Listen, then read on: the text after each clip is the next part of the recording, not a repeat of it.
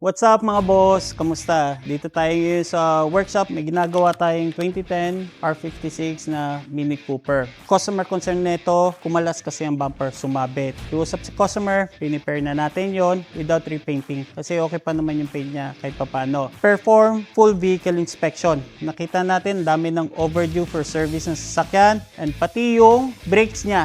Yung brakes sa harapan actually ubos na rin. Panglima is actually key inspection. She asked us to repair the key. Unfortunately, hindi na rin ma-repair. So what we've done, we've actually duplicated another key para sa sasakyan, which is okay na siya, working na. Starting and everything. Itong lumang susi, nagpapaandar pa pero hindi na gumagana yung remote. Ito namang isa, mamaya papalitan ko lang ng casing to para matapos na rin itong sasakyan. One last thing is actually, sira kasi yung antena.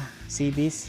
Yan ang tira na lang sa antena. Order na tayo ng panibago from overseas. Here's a general rule pagdating sa mga sasakyan. Have your cars checked regularly or maintained properly. Bakit? Ang ina-avoid natin dito is yung additional gastos na pagka nagkaroon kayo ng abire sa labas and at the same time, yung trauma. Ayaw natin na nabibitin tayo sa mga lakad natin, sa mga appointments natin. So at least, having a safe working condition or roadworthy na sasakyan is the best recommendation para sa mga road users. To be safe, that's it. Simple as that. Any questions, please comment down below. My name is Conrad Tuason, also known as Sydneytronics. Salamat!